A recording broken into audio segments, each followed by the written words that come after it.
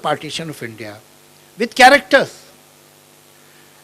And that novel, every chapter, as it is taking leap from one era to another era, तो उसमें सिर्फ character नहीं है, कहानी नहीं है, बल्कि उस समय का पूरा कल्चर, ट्रेडिशन, वहाँ की म्यूज़िक, वहाँ आर्ट, वहाँ का पूरा रहन सहन आपकी समझ में आएगा कि क्या था उस वक्त, किस जगह का नाम क्या था, उस वक्त क्या बात होती थी. उसमें एक डिस्कशन है, एक हिंदू सियर और एक बौद्ध भिक्षु में वो डिस्कशन क्या है आपस में. वहाँ से एक एक एरा में व्हेन टर्क्स एंटर इंडिया, तो उससे उनका क्या इंटरेक्शन और कैरेक्टर्स के थ्रू हो रही है वो सारी बातें, और वो क्या चेंज कल्चर, आपको कल्चर के डिफरेंट शेड्स दिख रहे हैं. It's an epic. लोगों को मालूम ही नहीं. हिंदुस्तान के पार्टीशन पे जिस तरह का लिटरेचर उर्दू में लिखा गया है, आप कृष्णचंद्र की नॉवल पढ़िए गद्दार, आप रामानंद सागर की और इंसान मर गया, आप मिंटो की कहानियाँ पार्टीशन पे पढ़िए, आप इस्मत की कहानियाँ पढ़िए. क्या लिटरेचर इतना लिखा गया है उस पर, और उसका जो दर्द है, उसका जो इन ह्यूमन एस्पेक्ट है, उसका जो बैरबेरिज्म हुआ है, उस पर कैसी कैसी कहानियाँ लिखी गई, कैसे कैसे नावल लिखे गए, वो लोगों को नहीं मालूम है. अब वो तो शायरी वो सुन लेते हैं, और वो भी वो वाली जो हारमोनियम से निकलती है, तो उसी के ज़रिए वो जानते हैं. और उनका एक अब क्या हो गया है कि Urdu has started belonging to some kind of a cultural museum. तो मुझे एक दिल्ली में एक खातून मिली थी, कहनी जी मैं तो पढ़ नहीं सकती, मैं मुझे बहुत, I am very fond of Urdu. क्या क्या वर्ड्स हैं उर्दू में, एहसास महसूस, एहसास महसूस. तो अब मतलब क्या कहें अब. जी बहुत बहुत शुक्रिया, thank you. She was enjoying it. एहसास महसूस, एहसास महसूस. नमस्ते जावेद साहब. एक क्वेश्चन है वो I want to ask, really I can't stay without asking because it's connected to whatever you have said. We have been talking about reading and not reading Urdu but listening. इस वक्त तो YouTube मौजूद है, previous generation के पास YouTube नहीं थे, तो जो 70s, 60s, 50s के बहुत बेहतरीन हिंदी गाने हैं जिनमें बहुत अच्छी उर्दू पोइट्री के इस्तेमाल की हुई गई है, वो तो इस जनरेशन के पास बहुत ज़्यादा मौजूद है, जो कि पहले जनरेशन के पास नहीं थे. फिर भी हम देख रहे हैं कि पॉपुलर हिंदी फिल्म म्यूज़िक की जो लिरिक्स है वो उतनी अच्छी नहीं है पहले की तरह. ये क्या हमारी उम्र बढ़ती जा रही है इसलिए हमें लगता है, या और कोई वजह है? क्योंकि सुनने की तो कोई स्कैसिटी नहीं है, हम पढ़ नहीं सकते मगर हम तो बहुत ज़्यादा ही सुनते हैं. ये क्वेश्चन थी मेरी. आपका सवाल बिल्कुल सही है, वाजिब है, और आप you are a very kind person. जब आपने कहा कि उतने अच्छे नहीं होते हैं आजकल के गाने, that was the understatement of the year. एक तो उनको गाना ही कहना जो है एग्जैजरेशन होगा जो है. प्रॉब्लम ये है, मुझे इतना भी ऑडियंस से या लिसनर से भी शिकायत नहीं है. शिकायत ये है कि जो लोग बीच में हैं ऑडियंस के और सॉन्ग राइटर के, जो मार्केटिंग की दुनिया है आजकल जो है, चाहे वो न्यूज़पेपर हो, चाहे सिनेमा हो, चाहे को, अल्टीमेटली मार्केटिंग ने उसे टेक ओवर कर लिया है. जो सारा कम्युनिकेशन है उसका डिसीजन मार्केटिंग डिपार्टमेंट लेता है. आज आपको जो न्यूज़पेपर्स हैं उनके एडिटर इन चीफ के नाम भी नहीं मालूम होंगे. क्या वजह है? कभी तो बहुत इंपॉर्टेंट होते थे एडिटर, इसी तरह से सॉन्ग राइटर भी बहुत इंपॉर्टेंट होते थे. आजकल ये है कि जो मार्केटिंग वाला है वो बताता, देखिए जी क्या है कि रिंगटोन में तो ऐसे ही गाना चलेगा, और असली इनकम रिंगटोन से है. तो गाना फिल्म के लिए, लिटरेचर के लिए, लैंग्वेज के लिए, आपके लिए बन ही नहीं रहा है, वो रिंगटोन के लिए बन रहा है. जहाँ ये हालत इतनी ग्रोस क्रैश कमर्शियलिज्म हो और मार्केट में अवेलेबिलिटी हो. पहले ऐसा नहीं, सेंट्स थे मगर अपॉर्चुनिटी ही नहीं थी इतनी ग्रोस कमर्शियलिज्म की, तो एक डिसेंसी बाकी थी. अब जो है मौका मिल गया है कि लोएस्ट ऑफ लो जो कॉमन डिनोमिनेटर हो वहाँ चले जाओ, और वो लोएस्ट लो जो है वो नीचे चलते ही चला जा रहा है। लेकिन मुझे ऐसा लगता है कि I am hopeful not from anybody else but people like you, young people like you.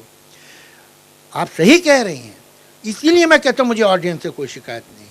आज भी देखिए हम लोग एक एल्बम, एक मैं पिक्चर लिख रहा हूँ उसमें 6 गाने, तो मैंने एक अपनी मर्ज़ी से ले, दूसरा मैंने रजिस्ट कर लिया, नहीं ये ठीक नहीं है, यही होगा। अब मैं 3-4 बार अपनी मनवा लूँ तो कभी तो भाई आगे भी इसके साथ काम करना, थोड़ा इसकी भी माननी पड़ेगी। तो अच्छा चलो एक गाना ऐसा कर लेते हैं। तो होता क्या कि वो एक गाना है एल्बम में, लेकिन म्यूज़िक कंपनी वाले को अपनी सिक्योरिटी उसी घटिया गाने में दिखेगी, तो वो उसी को टीवी पे बजवाएगा। वो जो अच्छा गाना है, जो ज़्यादा एक जो रिपोज है, जिसमें कोई डेप्थ है, जिसमें कोई लिटरेरी वैल्यू है, वो उसे लगेगा ये ख़तरनाक है, ये गाना रहने दो भैया, पिक्चर में इन्होंने रख दिया है, लेकिन जो मैं अपना एल्बम बेचूंगा वो इस गाने से बेचूंगा। तो होता क्या है कि अगर आप एक पिक्चर का एल्बम लेंगी तो ऐसा भी होता है कि उसमें एक बेहतर गाना भी मौजूद था, लेकिन वो टीवी पे नहीं बजाया गया, टीवी पे ये दिखाया गया जिसकी रिंगटोन बन सकती है। तो ये मुझे लगता है कि धीरे धीरे कहीं ना कहीं people like you, ultimately you are the end user. आपकी बात जो है वो अल्टीमेटली इनकी समझ में आने ही वाली है। ऐसा हो नहीं, I am not pessimistic about the future at all. ये जो है दिस टू शैल पास, और बेहतर गाने आपको फ्यूचर में मिलेंगे। जावेद साहब आप पढ़ेंगे? Hello, We cannot take any more questions. I'm so sorry. It's Azad out of time शादी के बारे में completely. हम लोग आज़ाद शादी के बारे में बताइए जरा। Hello, Yeah, we Azad really शादी- cannot. अभी पढ़ना जाने दो। We cannot take any more questions. I'm so sorry. We're totally out of time. आप पढ़ेंगे? Last. पढ़ दीजिए जावेद साहब। चलिए लोग सुनना चाहते हैं। तो मैं फिर अपनी मर्जी से चलिए ठीक है। एक पोएम था। हाँ ठीक।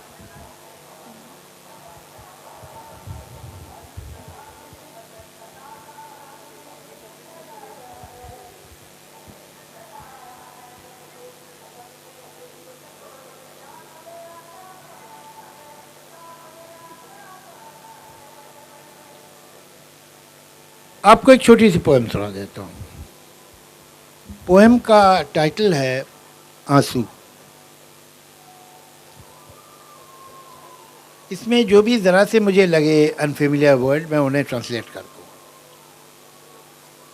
किसी का गम सुन के मेरी पलकों पे एक आंसू जो आ गया है, किसी का गम सुन के मेरी पलकों पे एक आंसू जो आ गया है। ये आंसू क्या है? ये आंसू क्या मैं समझूं? ये आंसू क्या एक सबूत है मेरी दर्दमंदी का, मेरी इंसान दोस्ती का? ये आंसू क्या एक गवाह है मेरी जिंदगी में खुलूस, सिंसेरिटी की एक रोशनी का?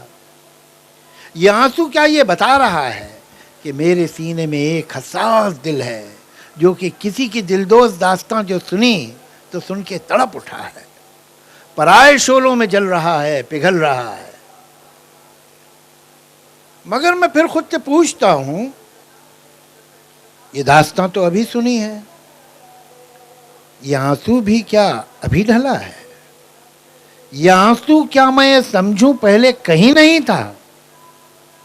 मुझे तो शक है कि ये कहीं था। ये मेरे दिल और मेरी पलकों के दरमियान एक जो फासला है, जहां ख्यालों के शहर बसते हैं और ख्वाबों की तुरबतें हैं, ग्रेव। ये मेरे दिल और मेरी पलकों के दरमियान एक जो फासला है, जहाँ ख्यालों के शहर बसते हैं और ख्वाबों की तुरबतें हैं, जहाँ मोहब्बत के उजड़े बागों में तलखियों के बबूल हैं और कुछ नहीं है, जहाँ से आगे हैं उलझनों के घनेरे जंगल। ये आंसू शायद बहुत दिनों से वहीं छुपा था। जिन्होंने इसको जन्म दिया था वो रंज, दो सॉरोज, मसलहत, एक्सपीडियंसी, वो रंज तो मसलहत के हाथों न जाने कब कत्ल हो गए थे। जिन्होंने इसको जन्म दिया था वो रंज तो मसलहत के हाथों न जाने कब कत्ल हो गए थे। तो करता फिर किस पे नाज आंसू कि हो गया बेजवाज आंसू, एंड विदाउट अ रीज़न। यतीम आंसू यसीर आंसू, न मोतबर था, न क्रेडिबल था, न रास्तों ही से बाखबर था, तो चलते चलते वो थम गया था, ठिठक गया था, झिझक गया था। इधर से आज एक किसी के गम की कहानी का कारवां जो गुजरा, यतीम आंसू ने, ऑर्फन टीयर, यतीम आंसू ने जैसे जाना कि इस कहानी की सरपरस्ती, पेट्रनेज, इस कहानी की सरपरस्ती मिले तो मुमकिन है राह पाना, तो एक कहानी की उंगली थामे उसी के गम को रुमाल करता, उसी के बारे में झूठे सच्चे सवाल करता, ये मेरी पलकों तक आ गया है। इस शायरी के बारे में ऐसा कहा गया है कि ये जादू हो ना हो पर जादू जैसी कोई चीज़ ज़रूर है, हमारी तन्हाइयों का गीत है, बेचैनियों का संगीत है। तो ऐसे बेचैनी भरे माहौल में जावेद साहब आपके साथ जो हमने समय गुजारा, उसके लिए मुझे आप ही के कलाम का एक शेर याद आता है कि कोई हाथ को हाथ ना सूझे ऐसी तारीकी थी, आ गए हाथ में ये सितारे कैसे, न जाने सितारे कैसे। तो जादू जी आपका बहुत बहुत बहुत शुक्रिया हमारे साथ समय बिताने का।